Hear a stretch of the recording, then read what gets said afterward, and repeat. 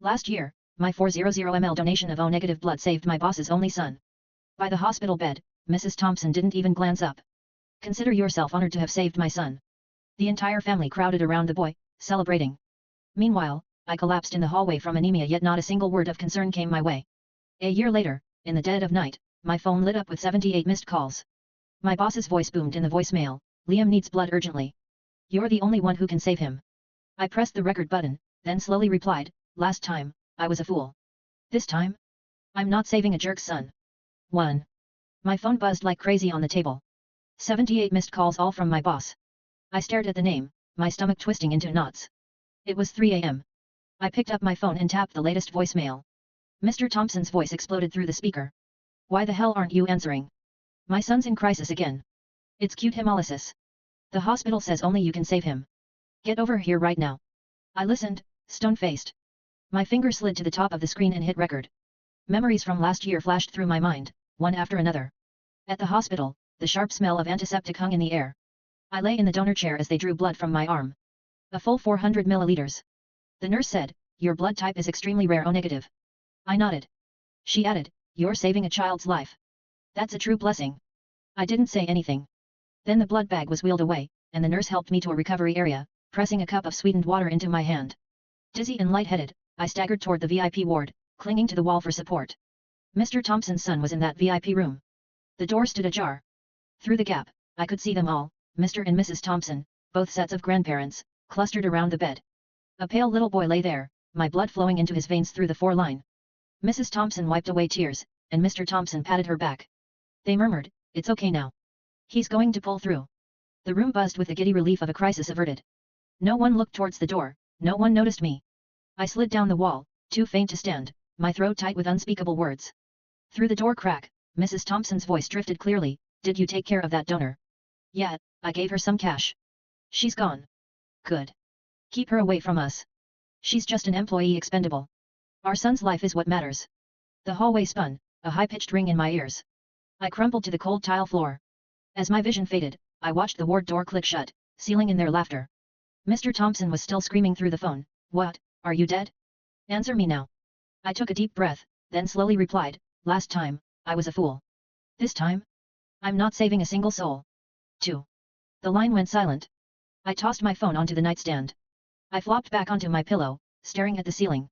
It was just like this a year ago, when I woke up in that hospital room. The ceiling was white. The sheets were white too. A young nurse sat beside my bed. When she noticed I was awake, she exhaled in relief. You passed out from anemia. Gave me quite a scare. I tried to speak, but my throat felt like sandpaper. Thank you. The nurse handed me a glass of water. My colleague found you. Your boss's family is something else, let me tell you. Once their kid stabilized, they booked it out of here.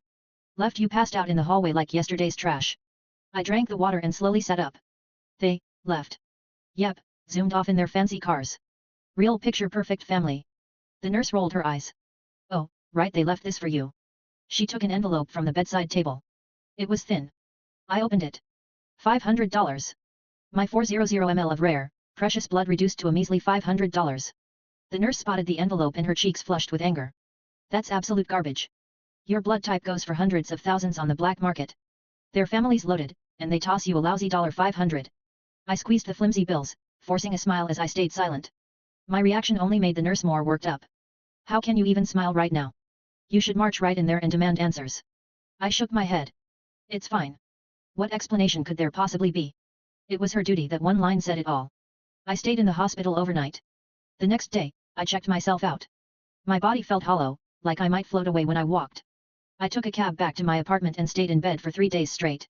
On the 4th day, the company HR manager called. You've been missing in action for 3 days without filing leave. You planning to kiss that perfect attendance bonus goodbye? I told her I'd been sick. The HR manager scoffed. Donating blood isn't an illness, last I checked. Mr. Thompson filled me in. You gave a little blood. Don't be so dramatic. Get back to work. Your desk is piled high. The call clicked off.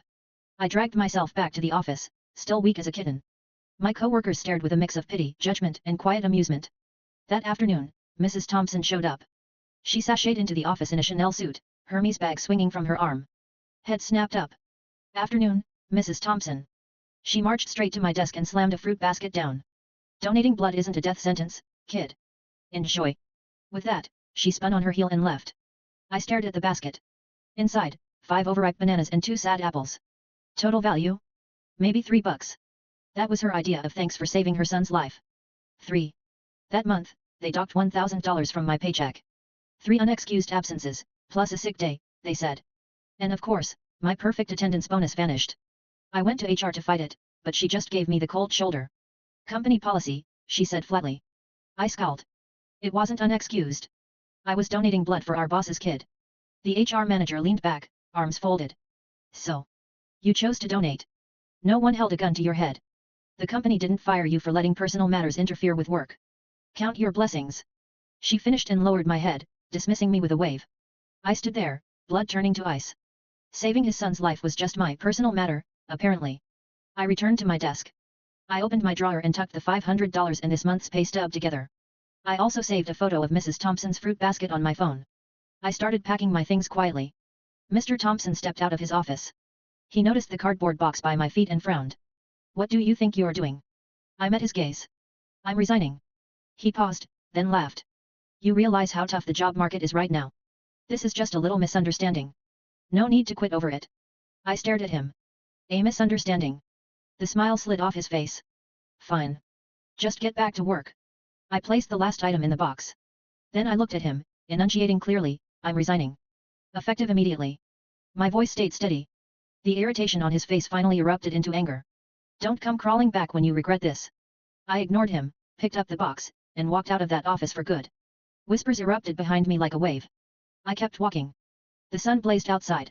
I stood outside the office building, looking up, and breathed in the fresh air. For the next month, I took a break from job hunting to brush up on new skills. Later, I landed a new job with an amazing work environment. I'd almost forgotten about that family. Until tonight. Until those 78 missed calls. My phone started buzzing again. I hit decline. I silenced it. Then I tossed it to the foot of my bed. Finally, blessed silence. 4. The peace lasted less than 3 minutes. Then my phone started lighting up like a Christmas tree. I watched Mr. Thompson's name flash across the screen. I answered and hit speaker, making sure the whole call recorded. You bitch. Mr. Thompson's scream shredded the silence. What was that you just said? I stayed quiet, listening. On the other end, a woman sobbed and machines beeped frantically. Chaos. Pure, desperate chaos. That desperation felt familiar. A year ago, in that cold hallway, I'd sounded just like that. You want money, is that it? Name your price. How much do you want? $500,000? $1 million.